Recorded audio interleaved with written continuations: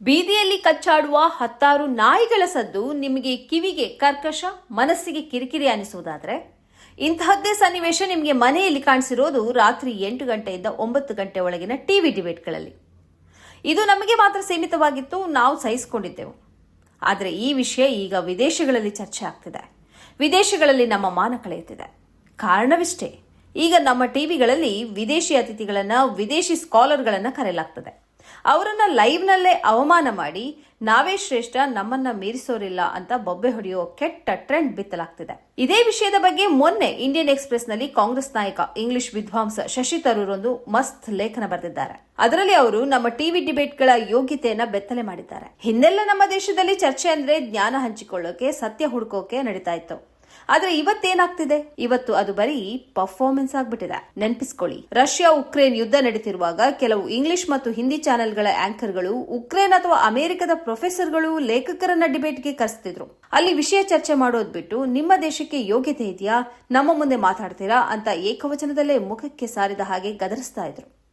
Republic TV ಅಥವಾ times ನೌನಂತಹ ಚಾನೆಲ್ಗಳಲ್ಲಿ ಅಮೆರಿಕದ ರಕ್ಷಣಾ ತಜ್ಞರನ್ನ ಕೂರಿಸಿ ನಮ್ಮ ಆಂಕರ್ಗಳು ಕೈ ಬೆರಳು ತೋರಿಸಿ ನಮ್ಮ ದೇಶದ ಆಂತರಿಕ ವಿಷಯದಲ್ಲಿ ಮೂಗ್ ತೋರಿಸಬೇಡಿ, ಸುಮ್ಮನೆ ಕೂತ್ಕೊಳ್ಳಿ ಅಂತ ಅರ್ಚಾಡಿದ್ದನ್ನ ನೀವೆಲ್ಲ ನೋಡಿರ್ತೀರಾ. ಇನ್ನು ಕೆಲವು ಹಿಂದಿ ಚಾನೆಲ್ಗಳಂತೂ ಪಾಕಿಸ್ತಾನದ ಪ್ಯಾನಲಿಸ್ಟ್ಗಳನ್ನ ಕರೆಸೋದು ಕೇವಲ ಅವರಿಗೆ ಬೈಯೋಕೆ ಮತ್ತು ಟಿಆರ್ಪಿ ತಗೊಳ್ಳೋಕೆ ಮಾತ್ರ. ಅಲ್ಲಿ ಚರ್ಚೆಗಿಂತ ಹೆಚ್ಚಾಗಿ ನಾವು ನಿಮಗಿಂತ ಎಷ್ಟು ಗ್ರೇಟ್ ಗೊತ್ತಾ ಅನ್ನೋ ಅಹಂಕಾರದ ಪ್ರದರ್ಶನವೇ ಜೋರಾಗಿರುತ್ತೆ. ಶಶಿ ತರೂರ್ ತಮ್ಮ ಲೇಖನದಲ್ಲಿ ಇದನ್ನೇ ಸೂಕ್ಷ್ಮವಾಗಿ ಹೇಳಿದ್ದಾರೆ. ವಾದ ಮಾಡೋದು ಭಾರತೀಯರ ರಕ್ತದಲ್ಲೇ ಇರಬಹುದು, ಆದರೆ ಇವತ್ತಿನ ಮಾಧ್ಯಮಗಳು ಆ ವಾದವನ್ನ ಒಂದು ಕೂಗಾಟದ ಸ್ಪರ್ಧೆಯನ್ನಾಗಿ ಮಾಡಿಬಿಟ್ಟಿವೆ. ನಾವೇ ಜಗದ್ಗುರುಗಳು, ನಾವೇ ಶ್ರೇಷ್ಠ ಅಂತ ಜಂಬ ಕೊಚ್ಚಿಕೊಳ್ಳೋಕೆ ಬೇರೆಯವರನ್ನ ಕೀಳಾಗಿ ಕಾಣಬೇಕಾ? ಜ್ಞಾನ ಇರೋನು ಶಾಂತವಾಗಿರ್ತಾನೆ, ಆದರೆ ಖಾಲಿ ಬಿಂದಿಗೆ ಮಾತ್ರ ಜೋರಾಗಿ ಸೌಂಡ್ ಮಾಡುತ್ತೆ ಅಂತಾರಲ್ಲ, ಹಾಗಾಗಿದೆ ನಮ್ಮ ಮಾಧ್ಯಮಗಳ ಪರಿಸ್ಥಿತಿ. ವಿದೇಶಿಗರನ್ನ ಸ್ಟುಡಿಯೋಗೆ ಕರೆಸಿ ಅವರಿಗೆ ಮಾತಾಡೋಕ್ಕೂ ಬಿಡದೆ ಅವರ ಮೈಕ್ ಮ್ಯೂಟ್ ಮಾಡಿ ಆಂಕರ್ಗಳೇ ಹೀರೋ ತರ ಪೋಸ್ಟ್ ಕೊಟ್ರೆ ನಾವೇನು ಇಂಟರ್ನ್ಯಾಷನಲ್ ಲೆವೆಲ್ನಲ್ಲಿ ಗೆದ್ದ ಹಾಗಲ್ಲ. ಉಲ್ಟಾ ಜಗತ್ತಿನ ಮುಂದೆ ನಮ್ಮ ಇಮೇಜ್ ಹಾಳಾಗ್ತಿದೆ. ಬೇರೆ ದೇಶದವರು ನಮ್ಮನ್ನ ನೋಡಿ ಇದೇನ ಇವರ ಸಂಸ್ಕೃತಿ ಅಂತ ಆಡ್ಕೊಳ್ತಿದ್ದಾರೆ. ತರೂರ್ ಹೇಳೋದು ಇಷ್ಟೇ, ವಾದ ಮಾಡೋದನ್ನ ನಿಲ್ಲಿಸಬೇಡಿ, ಆದರೆ ಎದುರಿಗಿರೋರು ಹೇಳೋದನ್ನ ಕಿವಿಗೊಟ್ಟು ಕೇಳಿಸಿಕೊಳ್ಳೋದನ್ನ ಮೊದಲು ಕಲಿಯಿರಿ. The argumentative Indian must also learn to listen. ಅಂದ್ರೆ ವಾದ ಮಾಡೋ ನಮಗೆ ಬೇರೆಯವರು ಹೇಳೋದನ್ನ ಕೇಳಿಸಿಕೊಳ್ಳೋ ಯೋಗ್ಯತೆಯೂ ಇರಬೇಕು ಅಂತ ಇಂಡಿಯನ್ ಎಕ್ಸ್‌ಪ್ರೆಸ್ನಲ್ಲಿ ಕಾಂಗ್ರೆಸ್ ನಾಯಕ ಶಶಿ ತರೂರ್ ನಮ್ಮ ಟಿವಿ ಚಾನೆಲ್ಗಳ ಕಾಲೆಳೆದಿದ್ದಾರೆ.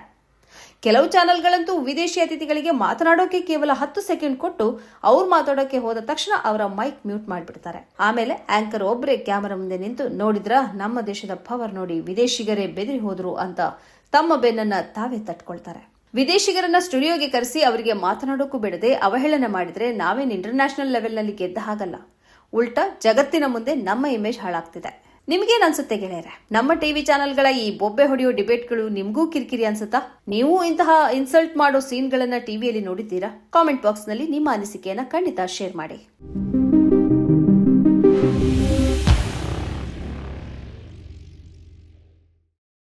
ಈ ಕಾರ್ಯಕ್ರಮದ ಪ್ರಾಯೋಜಕರು ಗಡಿಯಾರ್ ಗ್ರೂಪ್ ಆಫ್ ಕಂಪನೀಸ್,